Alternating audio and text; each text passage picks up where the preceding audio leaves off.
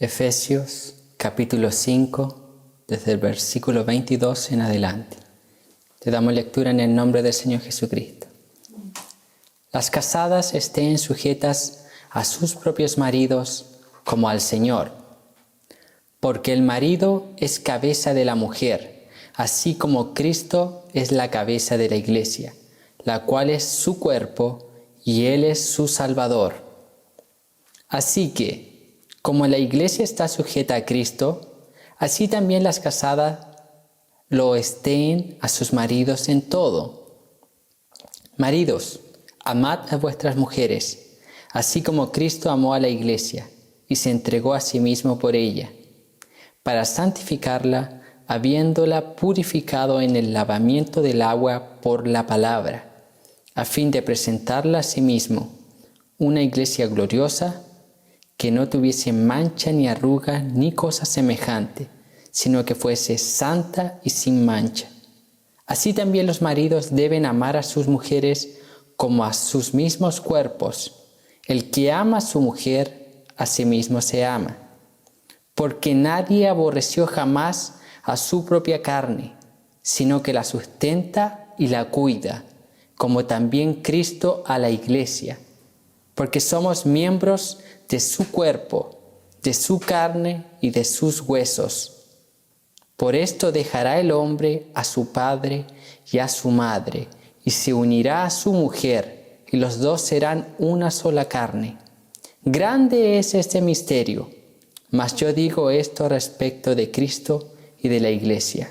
Por lo demás, cada uno de vosotros ame también a su mujer como a sí mismo, y la mujer respete a su marido. Hasta ahí vamos a orar.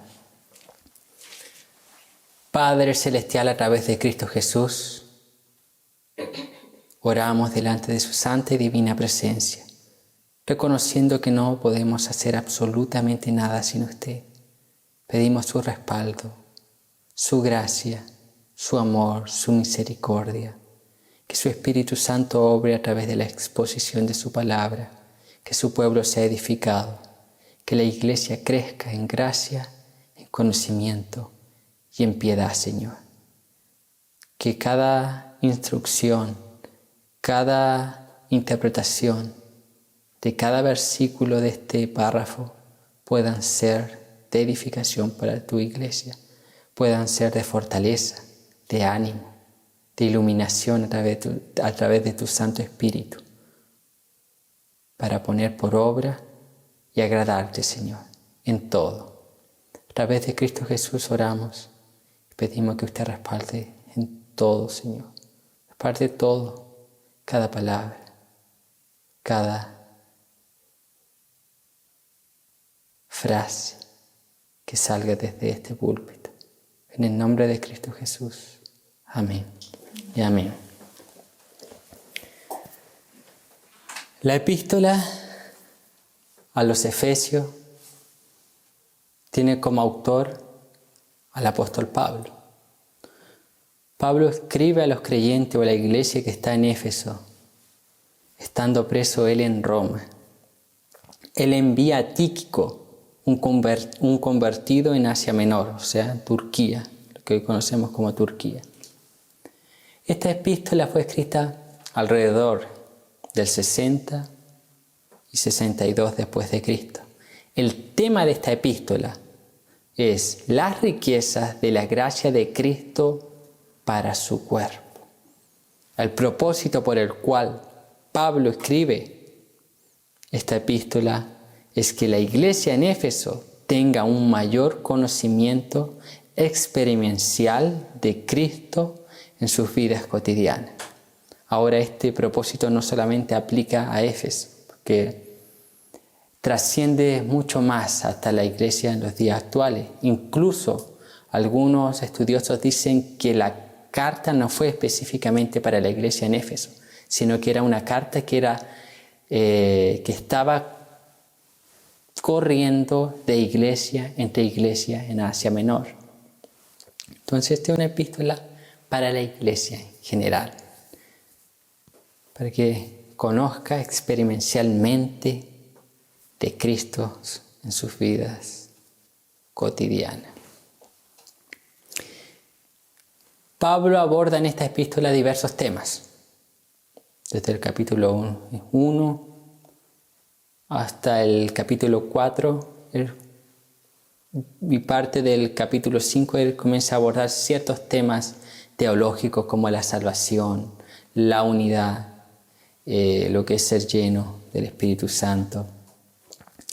Y dentro de los temas que él aborda para la vida diaria, ya en la praxis, él menciona aquí, en el capítulo 5, hace una mención o aborda el matrimonio. Pablo aquí aborda el matrimonio.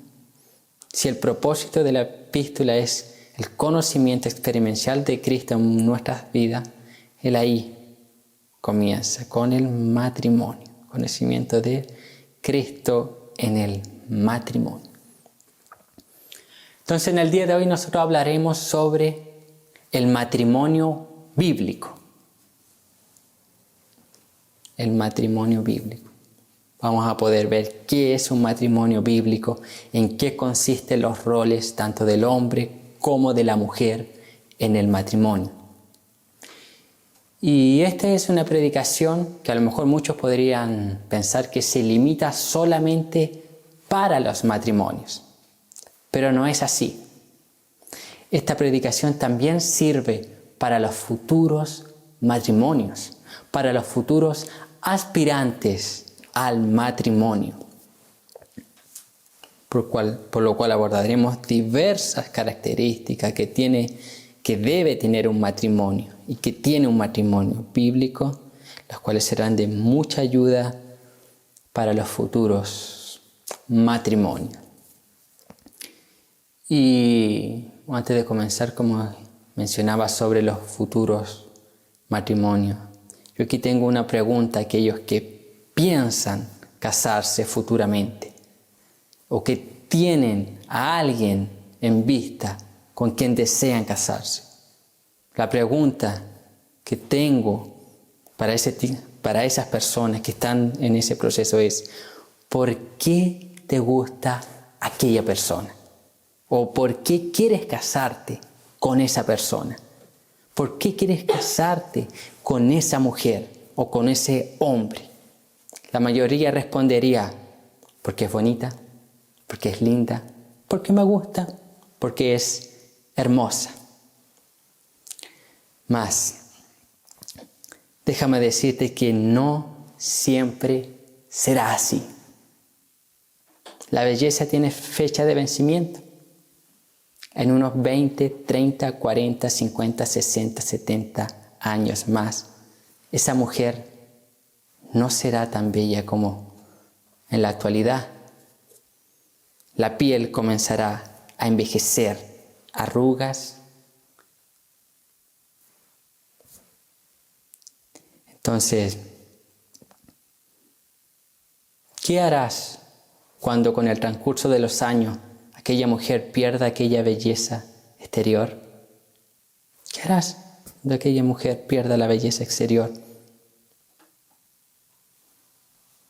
O como dice Paul Washer, ¿qué harás si basas en la belleza, simplemente te basas en la belleza simplemente para casarte?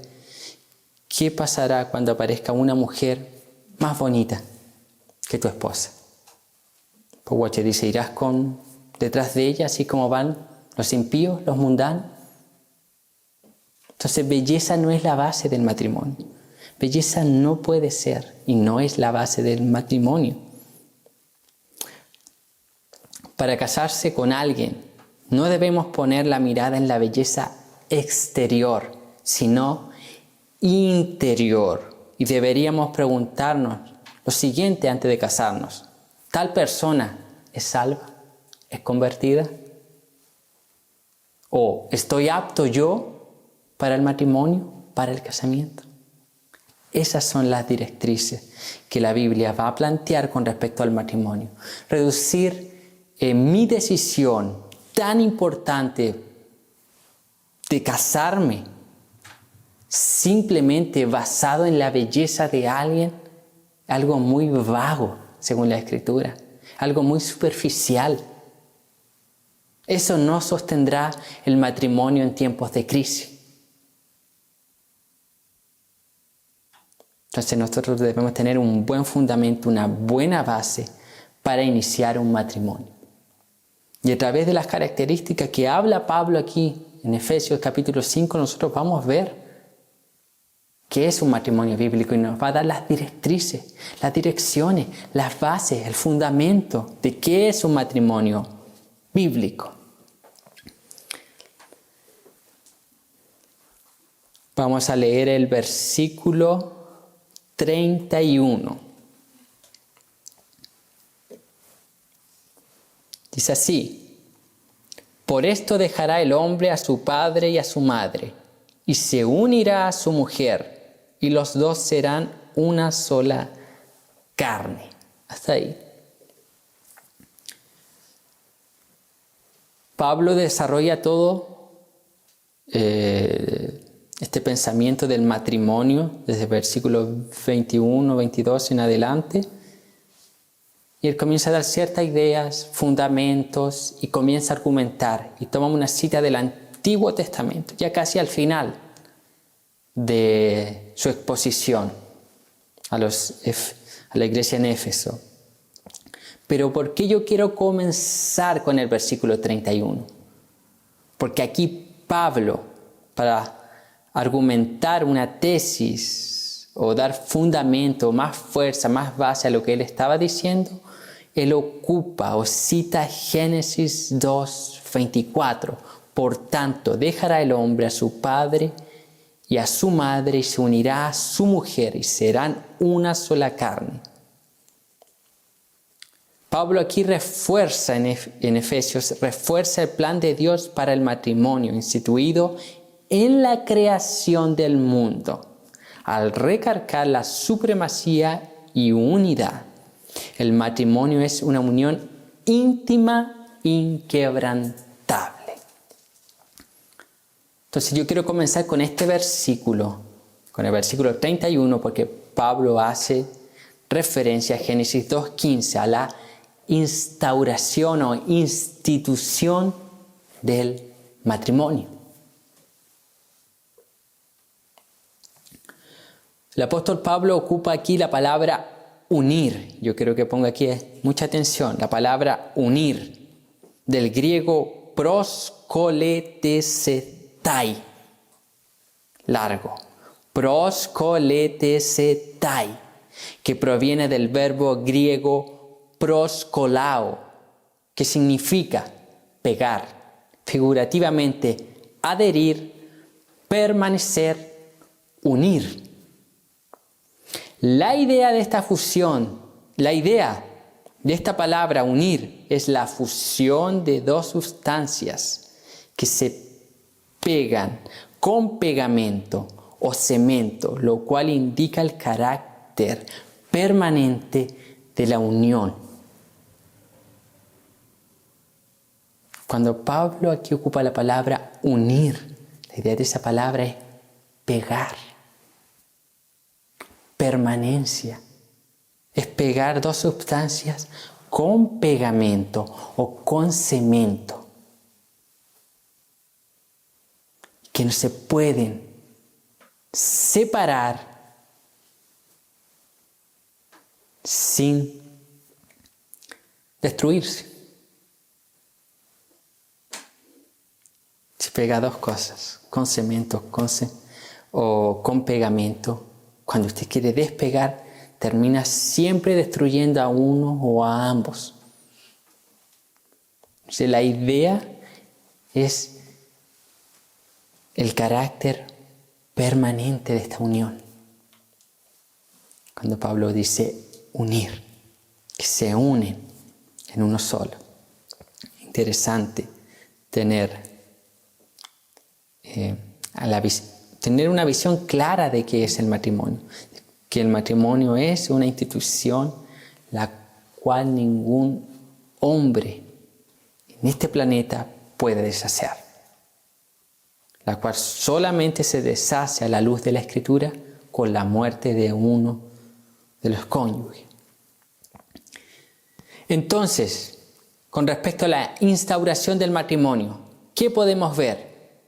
Tanto en Génesis como la cita de Pablo, aquí en el 5:31, podemos ver que Dios es el autor del matrimonio.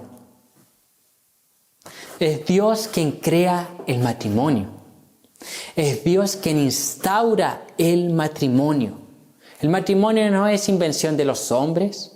El matrimonio no es invención de las sociedades. El matrimonio no es invención de la cultura. No, el matrimonio es creación de Dios. El matrimonio tiene como autoría o autor a Dios. Es Dios quien crea el matrimonio. Y como Él es el creador, es Él el que da las directrices para un matrimonio. En Génesis capítulo 2, versículo 24, Dios ahí actúa como juez ante Adán y Eva.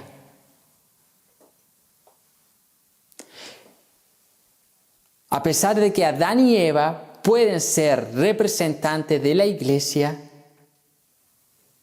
Adán y Eva en Génesis 2, o los primeros capítulos de Génesis, son representantes de la humanidad, de la sociedad. Y Dios, cuando instaura el matrimonio, Él actúa como juez. Entonces el matrimonio va más allá de la esfera religiosa. El matrimonio es instaurado en el mundo entero. En el mundo entero. No solamente para cristianos, sino para toda la humanidad. Dios lo instaura. Y Él actúa como juez. Es decir, que cuando alguien se casa por las leyes terrenales, Dios ya valida aquí el matrimonio.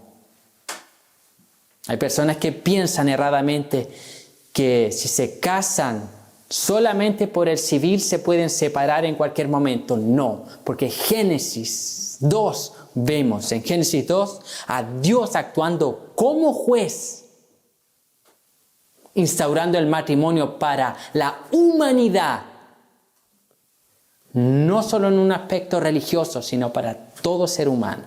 Dios actúa como juez. Por lo cual ahí ya valida, ahí ya vale el matrimonio delante de Dios.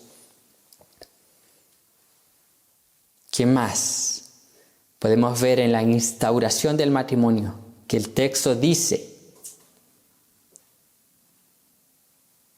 por esto dejará el hombre a su padre y a su madre y se unirá a su mujer. O sea, el matrimonio está compuesto ¿por qué? Por un hombre y por una mujer. ¿Qué vemos aquí? Que es una unión heterosexual.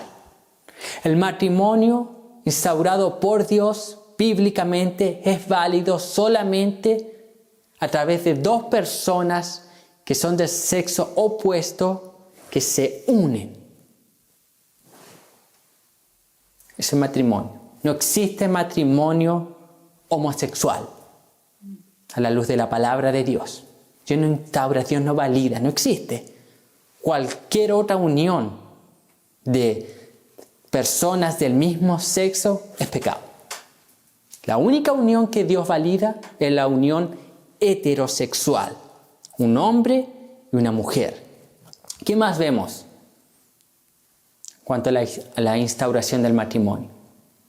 Aquí, un hombre y una mujer, dice el texto. No dice un niño y una niña. No dice un adolescente. No dice un joven y una jovencita. No, dice un hombre y una mujer. ¿Qué implica eso? Un hombre maduro. Madurez. Madurez implica equilibrio espiritualmente, emocionalmente. De ambas partes, del hombre y de la mujer. Implica madurez. El texto no dice dos jóvenes. ¿Por qué? Porque dos jóvenes de 15 años no cumplen con los requisitos para un matrimonio. No cumplen con las características. No cumplen. ¿Por qué? Porque tiene que ser hombre equilibrado espiritualmente, maduro, emocionalmente. Deben tener las capacidades para sobrellevar un matrimonio. ¿Qué joven de 15, 14 años está pensando en casarse? Ninguno. Entonces, ¿por qué está teniendo algún tipo de relación? Así que podemos llamar noviazgo. ¿Por qué? Porque el noviazgo o el cortejo bíblico tiene un solo propósito, el matrimonio. Y si no tiene el propósito del matrimonio, pecado. Pecado. Entonces el matrimonio está compuesto por un hombre y una mujer, maduros.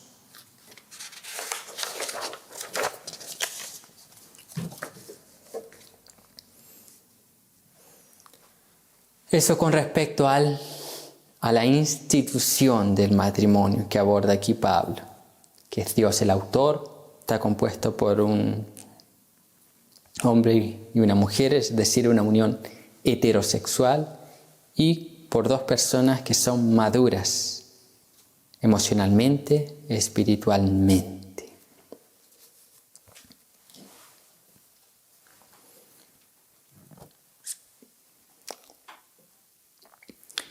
Y antes de entrar a este segundo ítem, lo que nosotros debemos entender es que ningún creyente es superior a otro.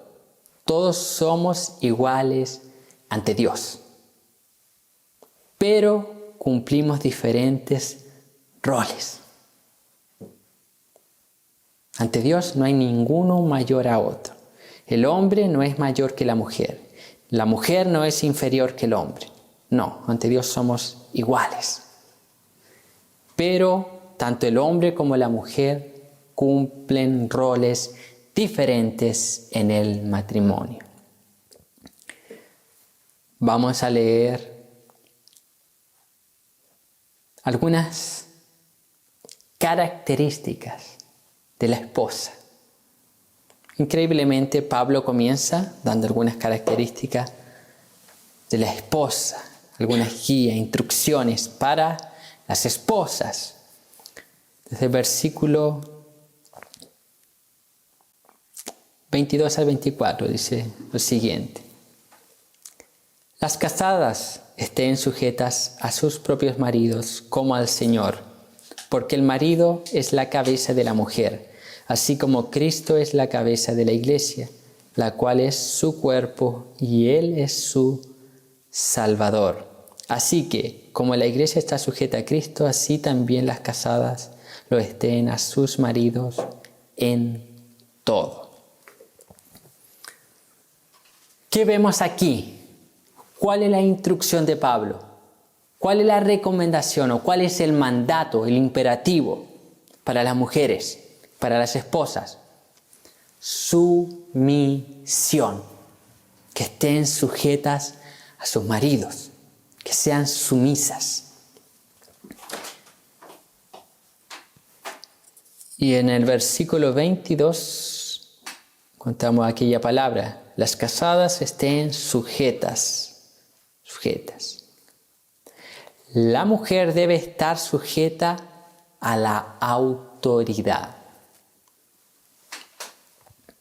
A la autoridad. La autoridad mayor que tiene la mujer es Dios.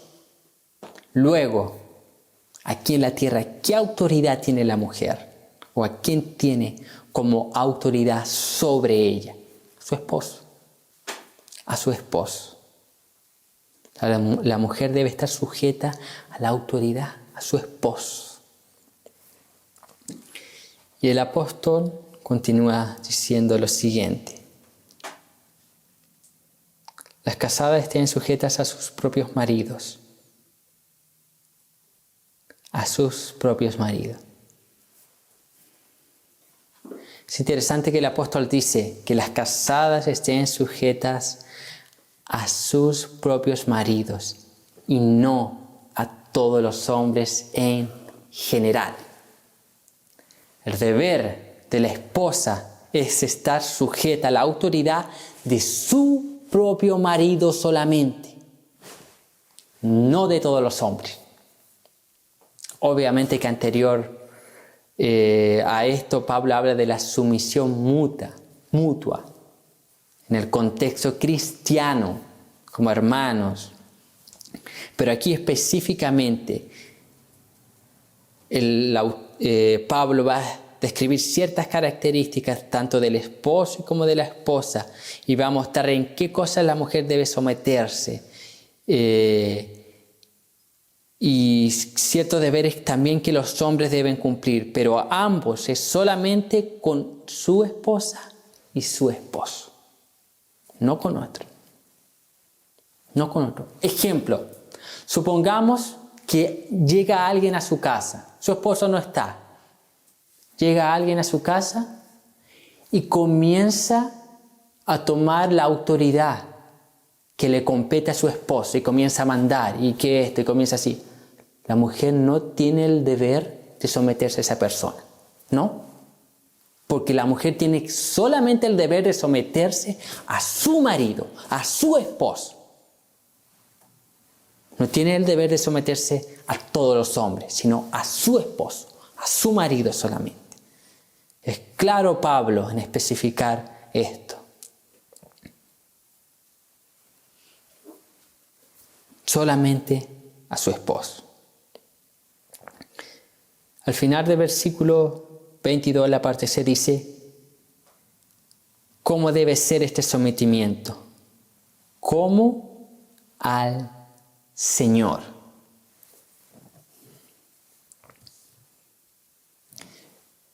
¿Qué hacemos nosotros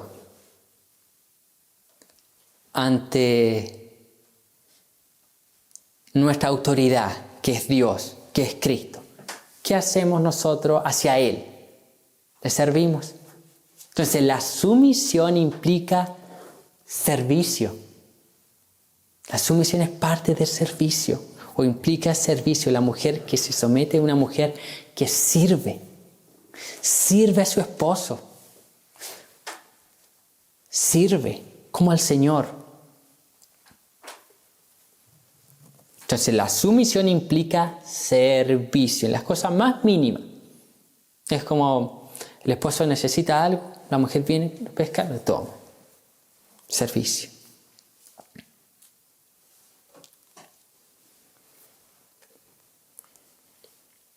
Versículo 23 y 24. Porque el marido es cabeza de la mujer, así como Cristo es cabeza de la iglesia, la cual es su cuerpo y Él es su Salvador. Así que, como la iglesia está sujeta a Cristo, así también las casadas lo estén a sus maridos en todo. ¿Qué más implica la sumisión? Así como la iglesia está sujeta a Cristo, o sea, ¿qué implica? Nosotros, ¿qué hacemos cuando Él nos dice a través de su palabra, hagan esto otro, deben ser aquí, acá, allá? ¿Qué hacemos nosotros? Obedecemos. Entonces la sumisión implica obediencia. Obediencia. Así como la iglesia se somete a Cristo, así la esposa ante su esposo. Obediencia.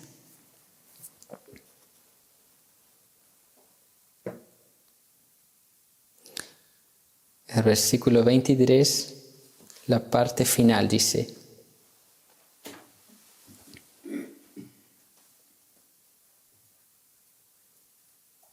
y Él es su Salvador. Yo quiero que ponga atención en eso. ¿Qué más implica la sumisión? La sumisión implica depender del cuidado del marido. Si Cristo es el Salvador de la iglesia depende del cuidado de Cristo. Asimismo, la esposa debe depender del cuidado del esposo. Cosas que para muchas mujeres es difícil. Cuesta. Porque no tiene que hacer nada. Dependencia cuando Dios nos dice algo, que dependamos de Él. ¿Cuesta o no cuesta? Hay momentos que cuesta mucho. ¿Por qué? Porque no vemos nada y solamente tenemos que por fe confiar en Él, depender de Él. Asimismo la esposa, de su esposo. Dependencia. Cuando el esposo diga, vamos a hacer esto, y la esposa diga, no, es que no sé si va a funcionar. Dependencia. Confíe. Entonces, dependencia de su marido. Y el final del versículo 24 culmina diciendo lo siguiente. Dice, también las casadas lo estén a sus maridos en todo. Esa frase final. En todo.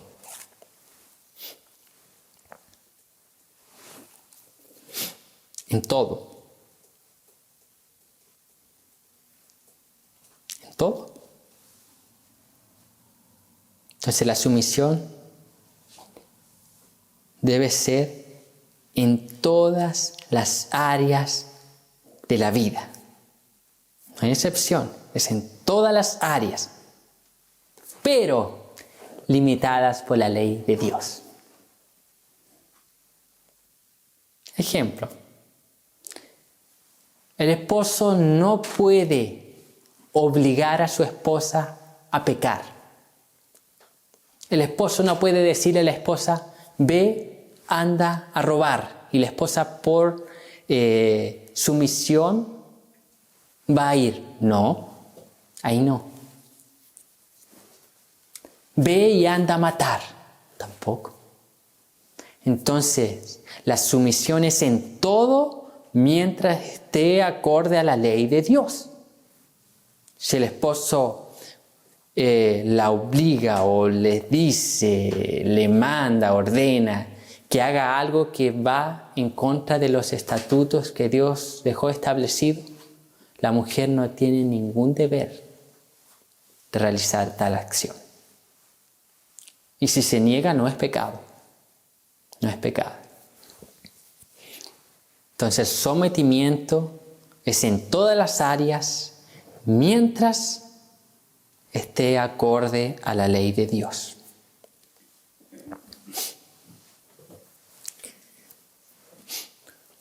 Versículo 33. Por lo demás, cada uno de vosotros ame también a su mujer como a sí mismo, y la mujer respete a su marido. Respeto. Es interesante que no solo Pablo da no solo la indicación de sumisión, sino también de respeto. Respeto. La palabra que aquí se traduce como respeto viene del griego phobeo, el cual implica un temor reverencial o respeto. Phobeo, ¿les suena alguna palabra similar? Fobia. Pero aquí, en el contexto, no se refiere a un miedo por causa de, o un temor por causa de miedo, no. En el contexto se refiere a un temor reverencial, por eso que se traduce como respeto. Y Pablo viene aquí usando la tesis o mostrando lo que simboliza el matrimonio con la relación entre Cristo y la iglesia. Basta mirar nuestra relación con Dios. ¿Nosotros le servimos a Dios por un temor por causa de miedo? ¿No? ¿Pero tememos a Dios? Sí, un temor reverencial por lo que Él es, por lo que Él hizo, por su grandeza, por su amor, su gracia, su misericordia. Ese mismo respeto es lo que Pablo dice aquí, que las mujeres deben tener a sus maridos. Y el respeto se cumple simplemente cuando la mujer se somete. Se somete porque Pablo aquí en el versículo 33 a modo de conclusión dice por lo demás. Usted se resume todo lo que ha dicho anteriormente tanto para la mujer como para el hombre. Y todo se resume en esto. Que respete. Y alguien que respeta o la evidencia o lo visible del respeto es por causa de la sumisión. Consiste en eso, el respeto.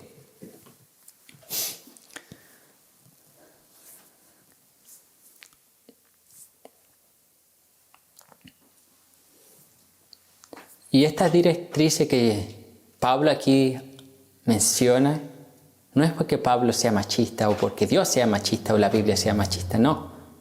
Más adelante va a haber las mujeres, van a ver los mandatos que la palabra exige para los hombres, para los maridos. Fuerte. La vara es mucho mayor para los hombres que para las mujeres. Va a ver enseguida. Y va a ver que si el matrimonio funcionase o lo guiásemos de la forma que aquí Pablo dice, sería algo extraordinario. Algunas indicaciones para las mujeres. La mujer casada no debe tomar la lideranza de su hogar. Yo sé que hay excepciones donde los hombres abandonan a las mujeres y las mujeres deben por obligación tomar la lideranza, no en este caso. Pero en un matrimonio que sigue manteniendo su relación, viven juntos, bien. Jamás las mujeres deben tomar la lideranza de su hogar. Lamentablemente hemos tenido que ver casos dentro del contexto cristiano. Muchas mujeres tomando el rol de líder en sus casas. Y los hombres simplemente diciendo, agachando la cabeza y diciendo amén. Eso es pecado. Eso no es el orden bíblico. Eso está en contra de la palabra de Dios. La mujer no fue creada para liderar. No. El rol de ella es otro, para auxiliar al hombre, a la lideranza. Entonces la mujer no debe liderar en su hogar. Otra indicación. La mujer jamás debe desautorizar a su esposo. ¿Cuántas veces no hemos visto eso? Sobre todo en la disciplina a los hijos. Que el esposo dice cierta cosa, luego la esposa lo desautoriza delante de sus propios hijos. Qué feo, qué antibíblico, qué antiético. Entonces, ¿qué enseña a los niños? El niño después va a ir donde el papá, va a decir, papá, no.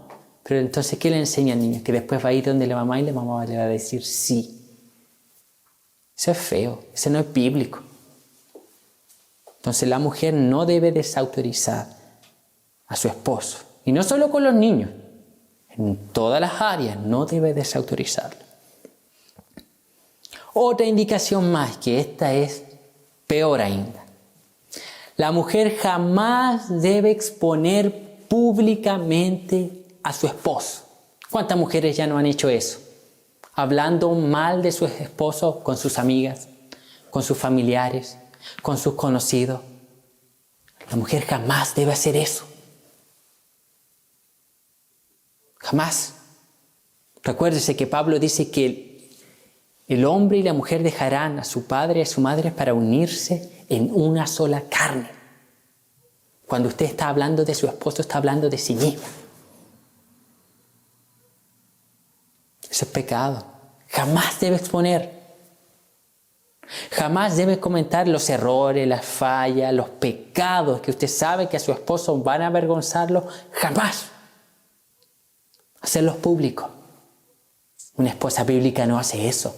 Es todo lo contrario. Una esposa bíblica auxilia, ayuda a vencer los pecados de su esposo. Y en vez de contarlo públicamente a sus amigas, a la iglesia, a conocidos, se los cuenta a Dios. Intercede, ora. Entonces tomar esas indicaciones. Jamás expone públicamente a su esposo. Ahora Pablo da algunas características. Sigue exponiendo. Da algunas características para los esposos, para los maridos. Comenzando desde el versículo 23, dice lo siguiente: porque el marido es cabeza de la mujer, así como Cristo es cabeza de la iglesia, la cual es su cuerpo y Él es su Salvador. Al marido, al hombre, le fue otorgado por parte de Dios la autoridad del matrimonio o en el matrimonio. La autoridad dada por Dios no es para ejercer hombres, no es para ejercer machismo, el cual es pecado. Esa autoridad que es dada a los hombres, al marido, al esposo, no es para ejercer machismo, no es para esclavizar a la esposa. Su esposa no es su sirvienta, no. Su esposa no está para los mandados, no. Su esposa no está para satisfacer sus deseos egoístas, ególatras, no. La autoridad tiene beneficios y también deberes. Deberes. Si el matrimonio va mal, la responsabilidad primaria cabe sobre el esposo y no sobre la esposa. Ejemplo, Adán y Eva, la caída. ¿Quién pecó primero? Eva. Luego Adán. ¿A quién llama Dios? Adán. Adán, ¿dónde estás? ¿Qué has hecho? ¿A quién Dios va a pedir cuentas con respecto al matrimonio? A los hombres y no a las mujeres. Obviamente si hay pecados, hay consecuencias para ambos, sí.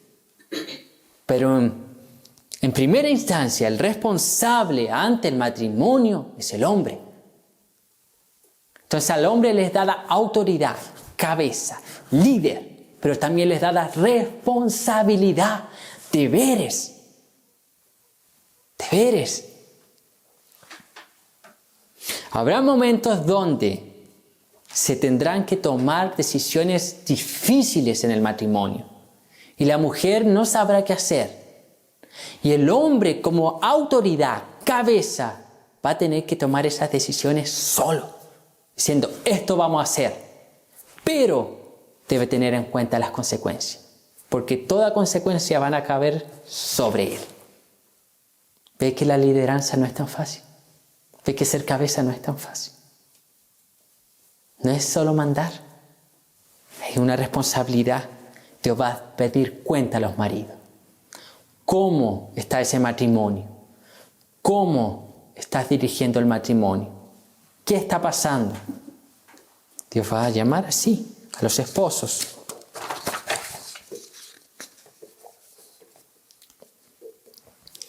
Versículo 25, parte A. Maridos, amad a vuestras mujeres. El esposo debe amar a su esposa. El versículo continúa. Así como Cristo amó a la iglesia. Entonces el esposo debe amar a su esposa. ¿Sí? Pero no de cualquier forma. ¿Cómo? Como Cristo amó a la iglesia. Primero, aquí dice amad, o sea, imperativo, mandato, no es opcional. Y el verbo, interesante que el verbo griego agapao, que es donde procede la palabra griega agape. Es decir, es un amor incondicional el que Dios demanda que el hombre debe tener hacia su esposa. Un amor incondicional. Y este verbo agapao está en tiempo presente y se puede traducir de la siguiente forma: estén amando. Tiempo presente. Es un amor incondicional y un amor continuo. Continuo. El amor de Cristo hacia su iglesia es incondicional, continuo y exclusivo. Asimismo, el hombre. Independiente de la situación, independiente de lo que la mujer haga o no haga, el hombre debe amar. ¿Qué más? El hombre también debe amar con continuamente. Yo le pregunto, ¿cuándo fue el día que Cristo dejó de amar a su iglesia? Nunca. Asimismo, el hombre debe amar a su esposa, el marido. ¿Y qué más es el amor de Cristo? Exclusivista. Cristo no tiene dos iglesias. Cristo tiene una sola iglesia. Asimismo, el hombre tiene una sola mujer. No muchas mujeres para amar. Una sola. Solo una, dice la Escritura.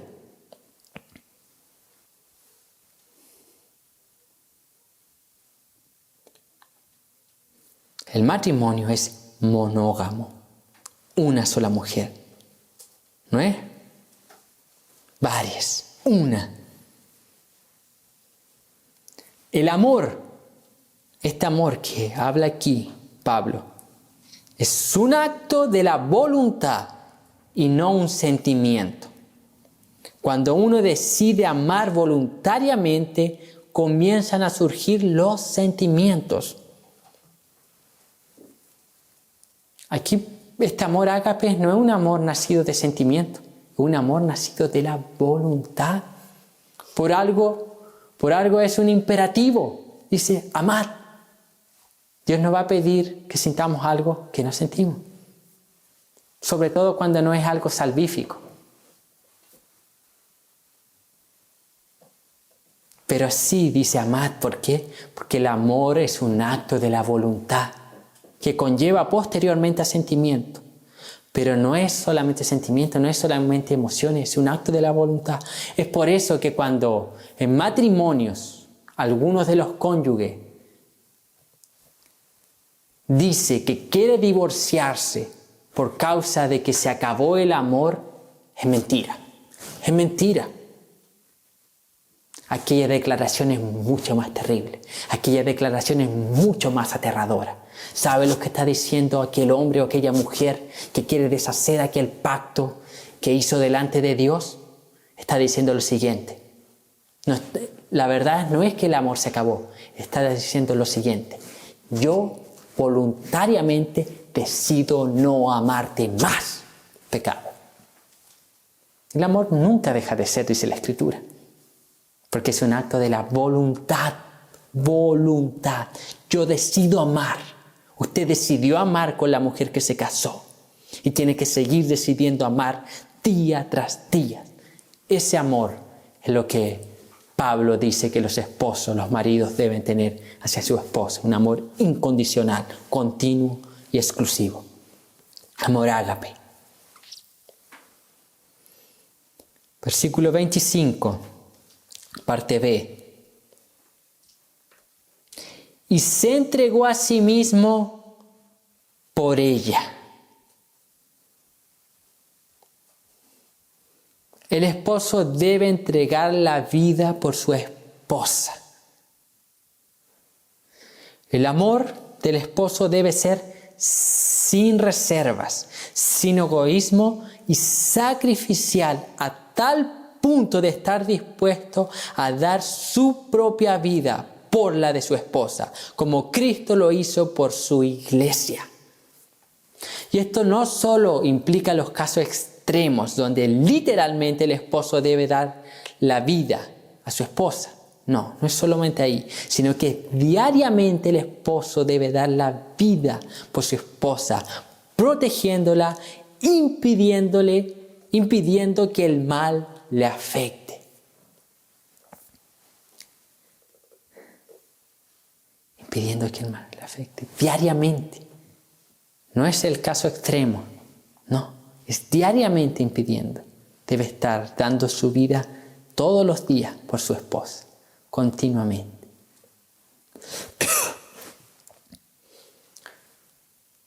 Ejemplo, literalmente, caso extremo. El esposo, la esposa, sus hijos, su familia están en una casa. Ocurre un incendio. El esposo tiene ahí a su esposa, a sus hijos, su madre, sus padres, su suegra, su suegro y otro familiar. Solamente puede salvar a uno. ¿A quién debe salvar bíblicamente a la luz de la palabra de Dios? A su esposa. ¿Por qué razón? Porque es una sola carne solamente con su esposa. No es con sus hijos, no es con su madre, no es con sus padres, no es con su suegro, con nadie más. Debe salvar a su esposa. Eso es lo que debería ser bíblicamente. Entonces, estar dispuesto a entregar la vida por su esposa diariamente, sin reservas, sin egoísmo. Se da cuenta que al dar la vida diariamente es que nos está llamando a mortificar nuestros propios pecados. Porque dejo de pensar en sí, comienzo a pensar en mi esposa, que al mismo tiempo es parte de mí. Interesante el matrimonio como medio de santificación.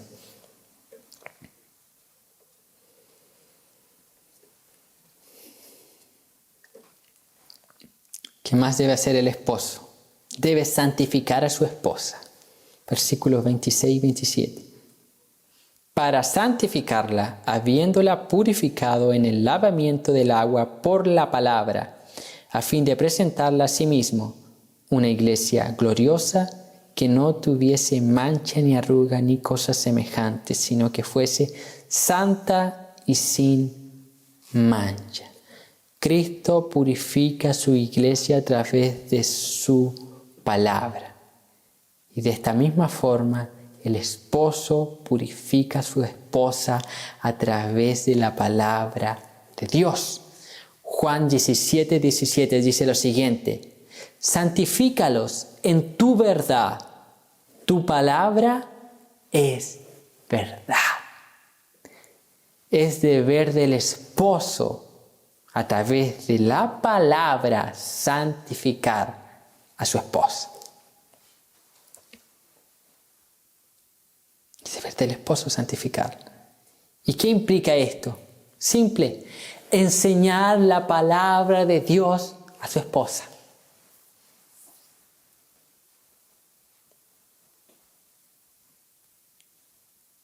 Enseñar la palabra de Dios a su esposa. Yo aquí quiero aclarar algo.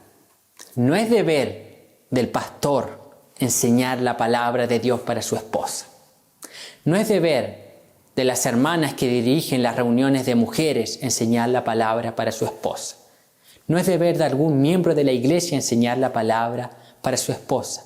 No es deber de aquel conferencista, expositor bíblico, enseñar la palabra para su esposa. No, es deber de usted, como hombre, como esposo, enseñar la palabra de Dios a su esposa.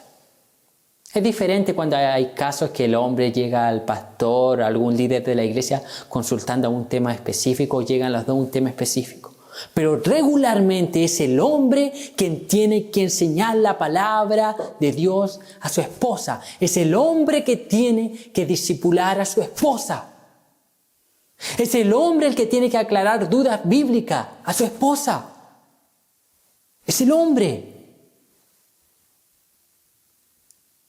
Somos nosotros los que debemos enseñar las Escrituras para nuestras esposas y no otro. Y no otra persona. No es deber de nadie más. Los demás complementan, pero no es deber de ellos. Deber mío como esposo enseñar las Escrituras para mi esposa, aclarar las dudas, discipularla, formarla. Esto es interesante. Formarla, ¿por qué? Porque cada esposo tiene la esposa que él mismo forma. Cada esposo tiene la esposa que él mismo forma. ¿Quieres ver si alguien es un hombre de Dios? Habla con su esposa. Habla con su esposa. Ve a la esposa que ese predicador tiene a su lado. Vea las palabras que dice. Vea el conocimiento bíblico. Vea la piedad de esa mujer. Sabrá que es un hombre de Dios. ¿Por qué? Porque cada esposo forma a la esposa que él mismo, o tiene la esposa que él mismo forma. Esto es muy fuerte. Cada esposo tiene la esposa que él mismo forma. Es muy fuerte aquella declaración. ¿Por qué? Porque si la esposa es analfabeta bíblicamente, es culpa del esposo. Porque si la esposa no sabe controlar la lengua y es chismosa, envidiosa y anda en chisme, levantando falso testimonio, es culpa del esposo que no enseña la Biblia.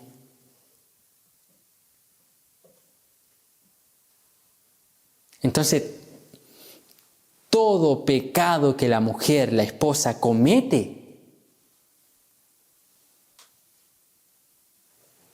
es responsabilidad del hombre, el marido que tiene al lado. Corregir, trabajar, que crezca en gracia, que crezca en santificación.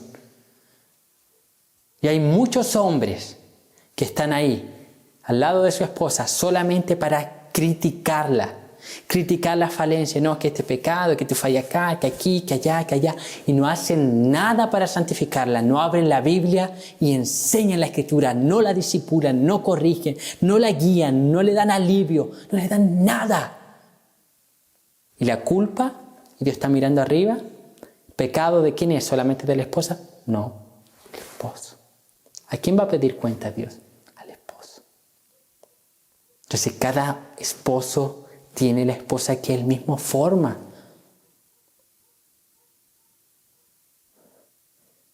¿Cuántos esposos viven quejándose de su esposa?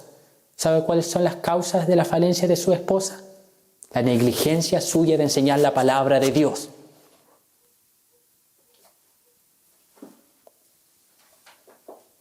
Los defectos de su esposa son el reflejo de su negligencia de enseñar la Escritura a ella.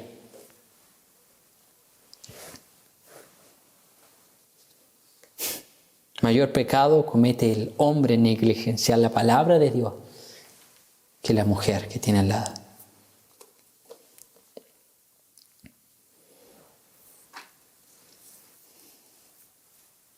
¿Qué más debe hacer el esposo bíblico?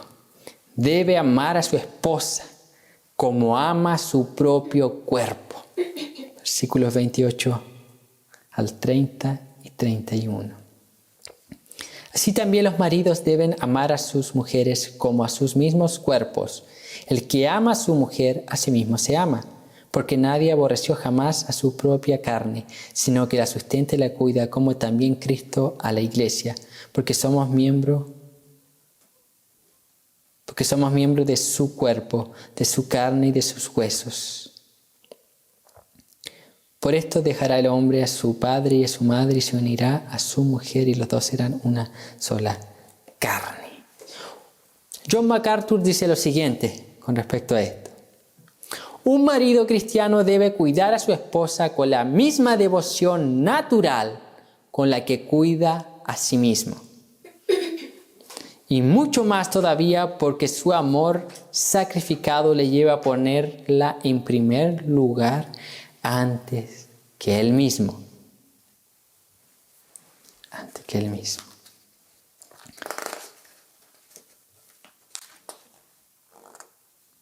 ¿Quién no ama a su cuerpo? En realidad nuestros pecados, la mayoría es porque nos amamos demasiado. Entonces, si dice la Escritura, nos llama que debemos amar a nuestra esposa como nos amamos a nosotros mismos por naturaleza. Por naturaleza ya nos amamos demasiado. Y así mismo como nos amamos, debemos amar a nuestras esposas, que son parte nuestra, carne de nuestra carne. Y debemos amarla mayormente con un amor sacrificial. Al cumplir esto, al amar, esto trae bendiciones para ambos de parte de Dios y mutuamente. Cuando el hombre ama a su esposa como se ama a sí mismo, es bendecido de parte de Dios. Y al mismo tiempo hay una bendición tanto del hombre hacia la mujer como de la mujer hacia el hombre. Es interesante lo que el apóstol Pablo menciona aquí. ¿Qué más debe hacer el esposo? Debe sustentar y cuidar a su esposa. Versículo 29. Porque nadie aborreció jamás su propia carne, sino que la sustenta y la cuida, como también Cristo a la iglesia. El marido debe proveer para su esposa y protegerla del peligro y que le hagan daño. Es deber del esposo proveer y no de la esposa. Las esposas deciden opcionalmente si trabajan, pero no es la responsabilidad de ella. Es deber del hombre, del esposo, del marido, proveer y no de las mujeres. La mujer tiene la posibilidad de decidir viendo si las finanzas no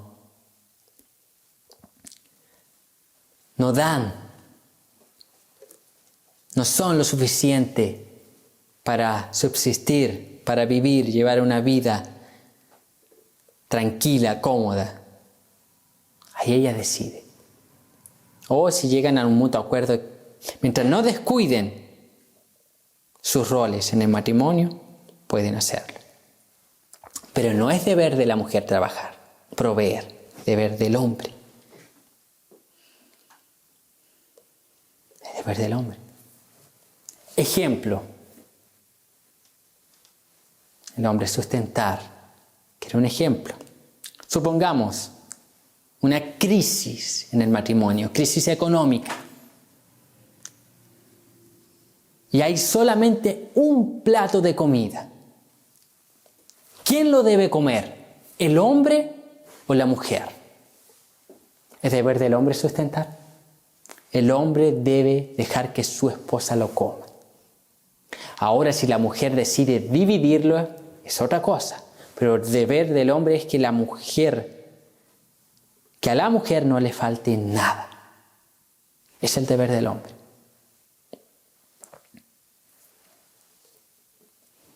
Cuidarla, que es muy semejante, ya había mencionado esto, al dar la vida por ella. Supongamos que un ladrón, un asesino, dispara hacia su esposa. Es deber del esposo interponerse entre la bala y su esposa, para que la bala no le llegue a ella. Estoy dando casos extremos, para que quede claro. Es deber del esposo tomar el lugar de la esposa. ¿No es así que Cristo lo hizo con la iglesia?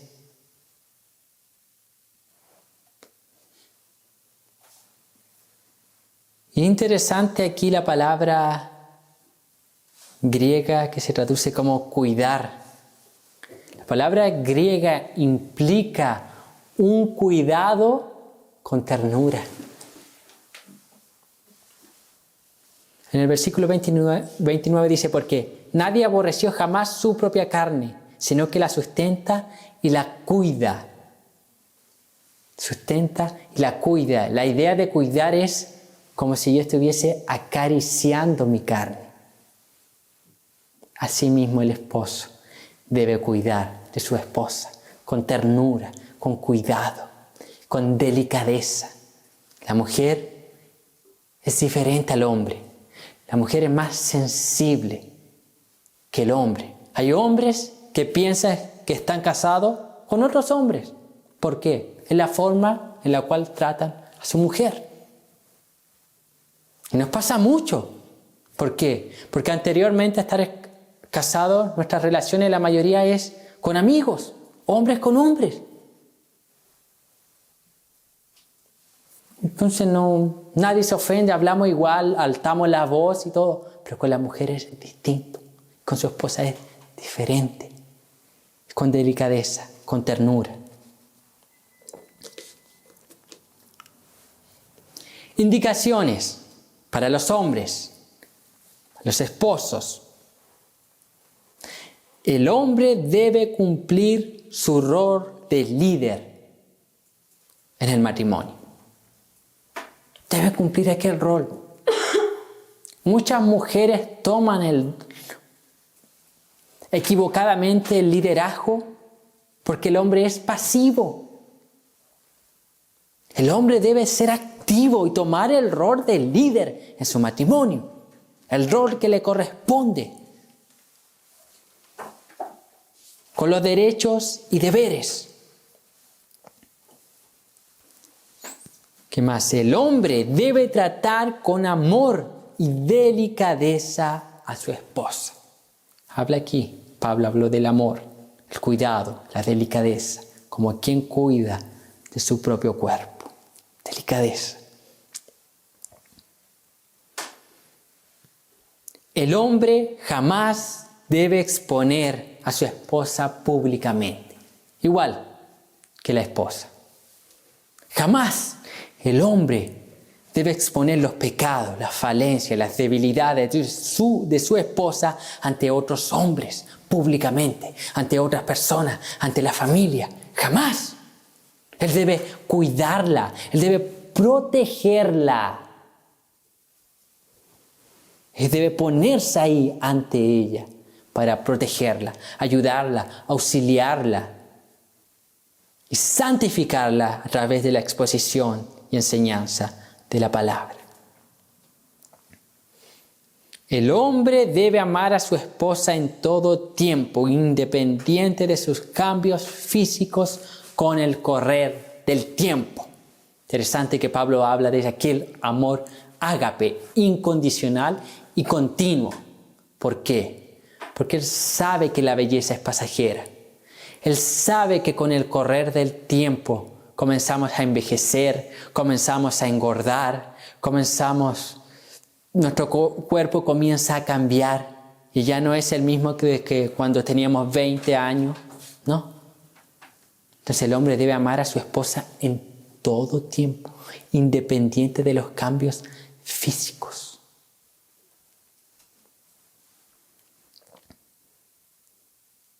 Yo creo que aquí también la mujer también debe amar a su esposo todo tiempo, dependiente de los cambios, el sometimiento.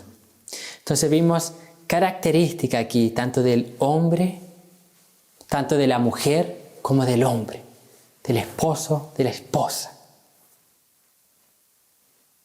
La sumisión por parte de la mujer, lo cual implica una sumisión independiente del grado académico de su esposa, independiente del conocimiento de su esposo. Solo por el hecho de ser su esposo, usted le debe sumisión. El esposo, autoridad, cabeza, amar, cuidar, proteger, santificar, proveer, sustentar. Características de un hombre bíblico, de un matrimonio bíblico.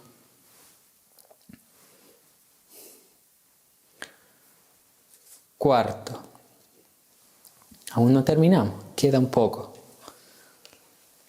Efesios 30, 31 dice, porque somos miembros de su cuerpo, de su carne y de sus huesos. Por esto dejará el hombre a su padre y a su madre y se unirá a su mujer, y los dos serán una sola carne. Abordamos la institución del matrimonio, el rol de la esposa, el rol del esposo. Aquí abordaremos un poco el área sexual, la sexualidad en el matrimonio. Pablo no habla aquí explícitamente del área sexual, pero de estos versículos se puede extraer la idea, ya que ser una sola carne implica el acto sexual. Literalmente el esposo y la esposa son una sola carne en el acto sexual. Aunque el ser una sola carne tiene un aspecto mucho mayor, más profundo, espiritual y místico, pero literalmente en el acto sexual. Vamos a ver algunas características a la luz de toda la palabra de Dios. El deseo sexual solamente puede ser saciado en el matrimonio. 1 Corintios 7, 8 y 9 dice lo siguiente. Digo, pues, a los solteros y a las viudas, que bueno les fuera quedarse como yo, pero si no tienen don de continencia, cásense, pues es mejor.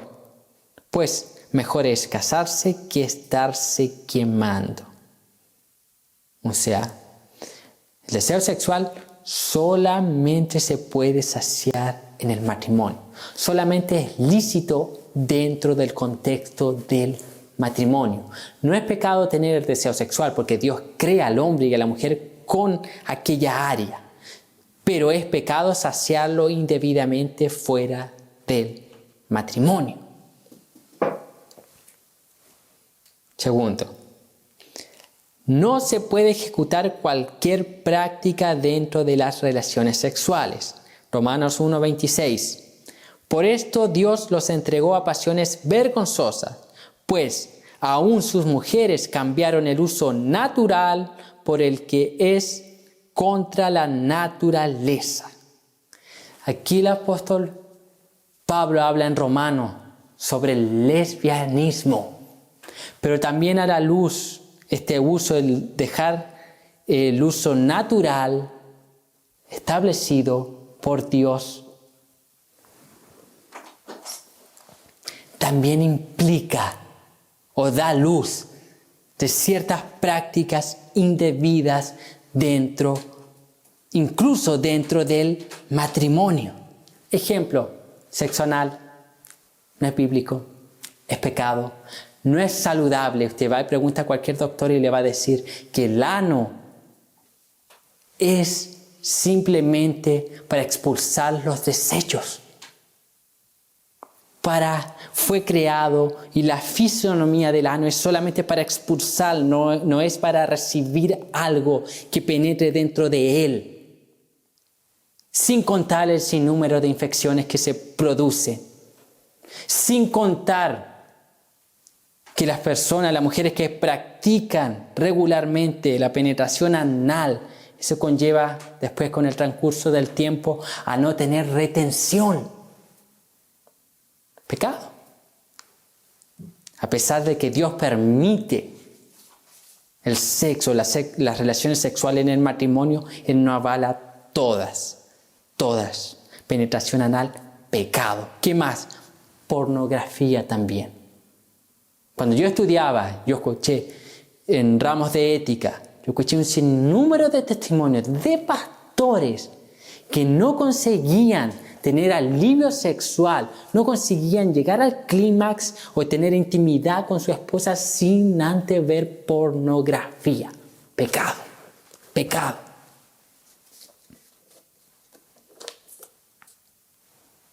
Entonces no se puede ejecutar cualquier práctica dentro de las relaciones sexuales en el matrimonio.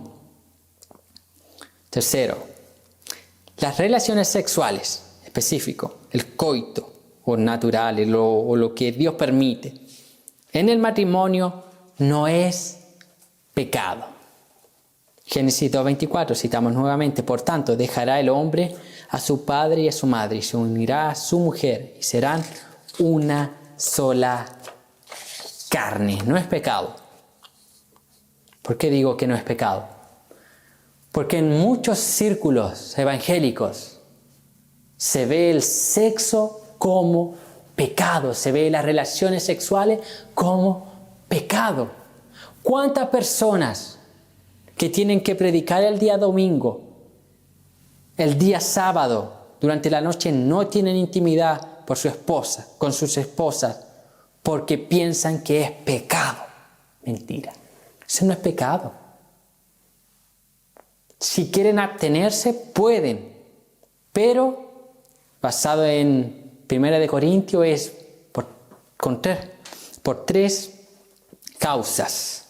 Tiene que haber cumplir tres requisitos para la abstinencia. ¿Cuáles son? Debe ser por consentimiento mutuo. Ambos deben estar de acuerdo. Debe ser para dedicarse a la oración y por un tiempo determinado, no por mucho tiempo. Entonces, y todo es por consenso mutuo. Si la mujer dice no, el hombre no puede. Pero no es pecado. No es pecado. ¿Cuánta gente que ve de esta forma?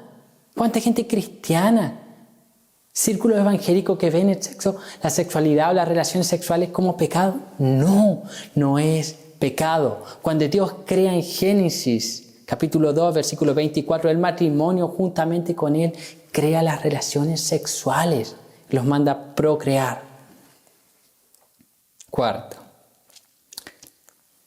o letra D, el placer sexual en el matrimonio. Vamos a hablar aquí. Proverbios 5, 18 y 19 dice lo siguiente: sea bendito tu manantial y alégrate con la mujer de tu juventud, como sierva amada y graciosa gacela. Sus caricias te satisfagan en todo tiempo y en su amor recréate siempre. Las relaciones sexuales no fueron creadas solamente para procrear. No, porque algunos piensan que el sexo es solamente para procrear. No, no fue solamente para aquello. Tenemos un libro entero que habla solamente de la sexualidad, no en el sentido para procrear, sino para disfrutarla, para sentir placer, cantar de los cantares. Entonces las relaciones sexuales no fueron creadas solamente para procrear, sino para que el hombre y la mujer puedan satisfacer sus deseos sexuales en el matrimonio. En el matrimonio.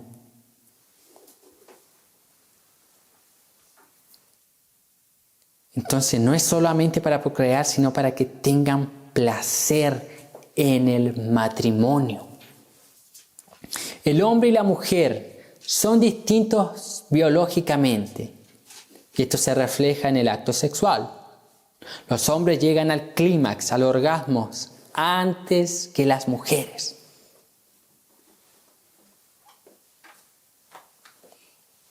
Antes. Por esta causa debe haber comunicación para que ambos lleguen al clímax, al orgasmo y sean saciados sexualmente. Intimidad sin comunicación va a ser fracaso. Fracaso. Tienen que hablar. Deben comunicar. Deben hablar lo que es, mientras esté lícito, lo que les produce placer a ambos. Porque hay un deber, el placer dentro del matrimonio.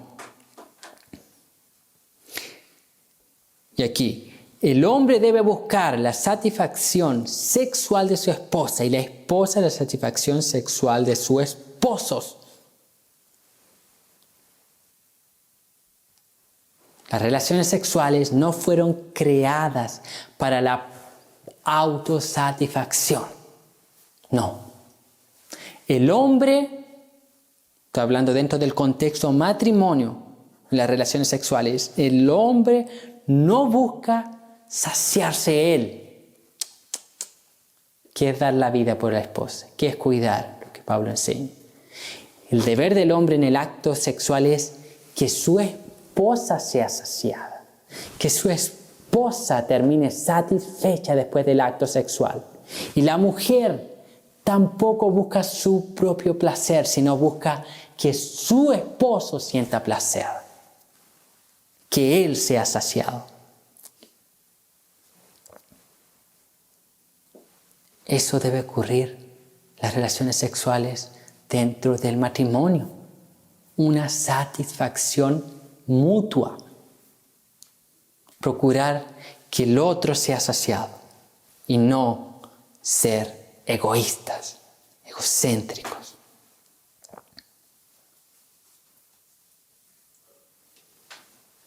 Hace unas semanas atrás mi esposa leía un libro que Juan Elías le había prestado y había un índice. ¿Cuánto era el porcentaje de las mujeres? El 2% de las entrevistadas nunca había sentido un orgasmo. Imagínense cómo sería ese matrimonio. Para empezar, no había comunicación. Entonces, cuidado. Y aquí yo voy a dar una declaración para los hombres. que va a ver que es fuerte. Si el hombre no satisface sexualmente a su mujer, esto es pecado. Esto es pecado. Y sus oraciones no serán respondidas delante de Dios. El acto sexual, muchos piensan no. Muchos dentro del medio evangélico, algunos sectores piensan, oh, pecado, no. El acto sexual es algo espiritual. Espiritual, y cuando se practica debidamente a la luz de la palabra de Dios, es algo que glorifica a Dios, trae gloria para Él.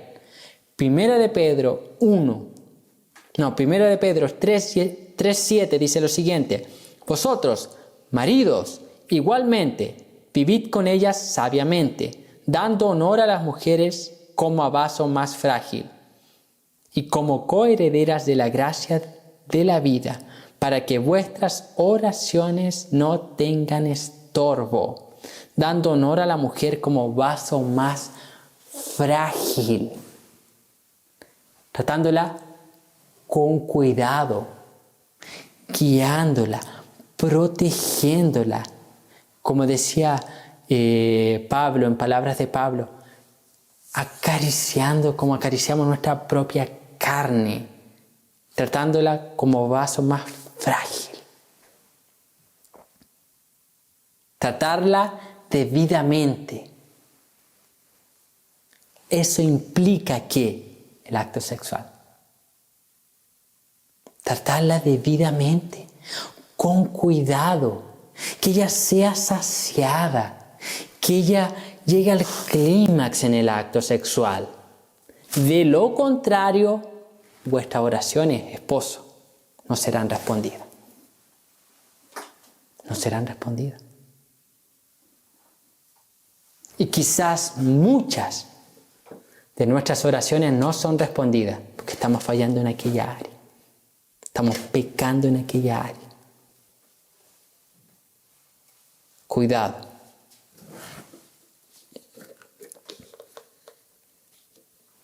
Entonces la Biblia da directrices, normas, guías con respecto a aquella área. Quinto, vamos a ver qué más con respecto al matrimonio. El matrimonio es el reflejo de la unión de Cristo con la iglesia. Efesios 5:32. Grande es este misterio, mas yo digo esto respecto de Cristo y de la iglesia. El matrimonio es un reflejo del misterio magnífico y hermoso de la unión entre Cristo y la iglesia, el cual fue desconocido completamente en el Antiguo Testamento. Por eso que Pablo habla diciendo que es un misterio. Era un misterio. Algo que estaba cubierto, no había sido revelado, el velo no había sido abierto. Pero ahora en el Nuevo Testamento vemos esto, que el matrimonio refleja la unión entre Cristo y la iglesia. Cuando un matrimonio cristiano no cumple los principios bíblicos, está mostrando una imagen distorsionada de la relación entre Cristo y su iglesia, y eso es pecado. El fin principal del matrimonio es poder mostrar la gloria de Dios a través de su evangelio en nuestro matrimonio. O sea, cuando un matrimonio no está cumpliendo los principios bíblicos, está mostrando al mundo entero una visión distorsionada del evangelio, de la relación entre Cristo y la iglesia. Eso es pecado.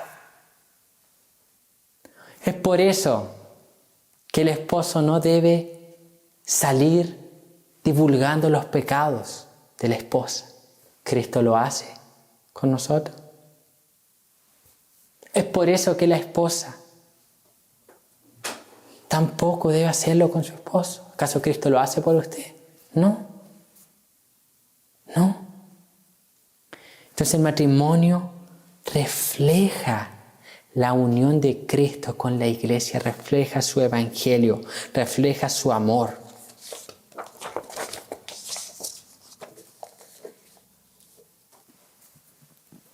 reflejan.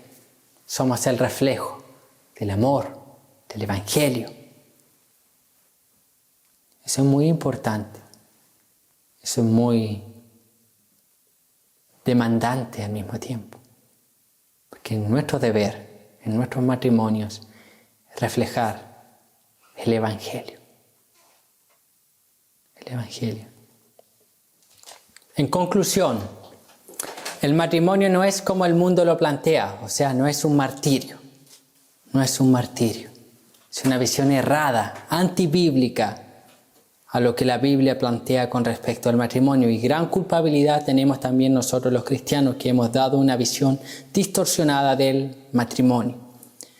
El matrimonio cristiano está formado por dos pecadores redimidos. La diferencia entre la cabeza de la iglesia con la cabeza del matrimonio es que Cristo es perfecto y nosotros los hombres somos imperfectos. Es por esta causa que las esposas no deben divulgar públicamente los pecados de sus esposos. Porque Cristo tampoco divulga los pecados de su iglesia. Lo debemos, y ambos deben cuidarse, tanto el esposo como la esposa. Debemos tener matrimonios bíblicos que reflejen el Evangelio en nuestras vidas matrimoniales. Debemos tener matrimonios bíblicos. Otra conclusión. Esto es muy importante. Podemos guiar a personas a la salvación evangelizándolas solamente a través de nuestro matrimonio. Cómo el hombre trata a su esposa, cómo la esposa trata a su esposo. Es un medio evangelístico para guiar a otras personas a la salvación. Por eso es importante los matrimonios bíblicos. Disfrutemos del regalo del matrimonio que Dios nos ha dado. Disfrutemos. Muchas veces nosotros vamos a ser acometidos por el mundo o incluso por personas dentro de la iglesia que tienen conceptos errados con respecto al matrimonio. Y van a preguntar así, lo siguiente, y yo se lo dije una vez a mi esposa, no sé si lo recuerda. Van a preguntar así, ¿quién manda en tu casa? ¿Quién manda en el matrimonio? Yo le dije, nosotros nos vamos a responder como todo responde. ¿No? Cuando pregunten, ¿quién manda en tu casa? Usted debe responder lo siguiente. Yo no mando. Mi esposa tampoco manda. En nuestra casa manda el Señor. Y vamos a tener un matrimonio bíblico. Y vamos a obedecer lo que la Biblia dice. Dios me coloca a mí como cabeza, como autoridad, con deberes y también derechos. Y a mi esposa como una ayuda idónea que se somete a esa autoridad. Y ambos reflejamos el santo evangelio. Ambos vivimos para la gloria de Dios y nuestro matrimonio apunta también a aquello. El Señor manda en nuestras casas.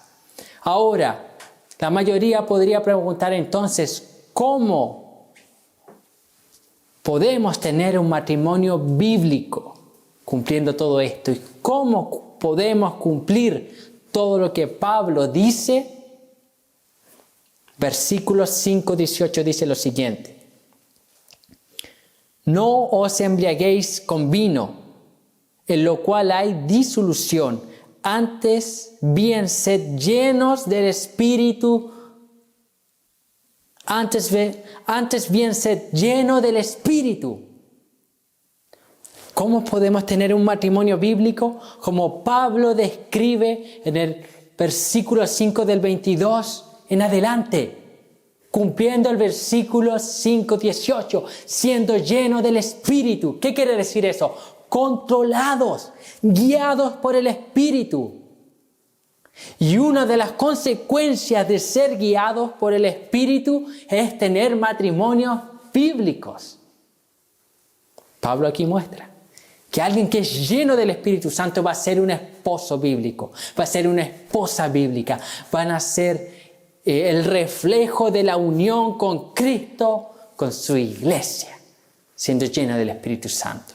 Y eso se consigue orando y obedeciendo a la palabra de Dios. Eso es el lleno del Espíritu. De esta forma vamos a tener matrimonios bíblicos que reflejen la verdadera relación entre Cristo y su iglesia. Amén. Vamos a orar. Padre Celestial, a través de Cristo Jesús, oramos pidiendo que esta palabra sea de ayuda, Señor, de auxilio, que la podamos poner por obra, que la practiquemos, que la tomemos, Señor, como recomendación. Y no simplemente opcionalmente, porque cada escrito, cada versículo tenía mandatos, imperativos, deberes. Debemos hacerlo. Debemos hacerlo. Guíanos a tener matrimonios bíblicos, a que reflejen claramente la unión entre Cristo y la Iglesia, que podamos testificar de tu Evangelio simplemente siendo esposos bíblicos, esposas bíblicas, que amamos a nuestra esposa como Cristo ama a su Iglesia, que se someten a los esposos como la Iglesia se somete a Cristo, y somos felices cumpliendo el diseño original de Dios, tanto como hombres, como mujeres, como matrimonio. Nos deleitamos en su presencia. Ayúdenos a proseguir adelante, que sigamos creciendo, que podamos amar más y más a nuestras esposas, que seamos proveedores, sustentadores, protectores de nuestras esposas, que nuestros matrimonios reflejen el Evangelio Santo. Oh Señor, pedimos tu ayuda, tu auxilio. Guíanos en todo, que su nombre sea glorificado a través de Cristo Jesús. Amén. Amén.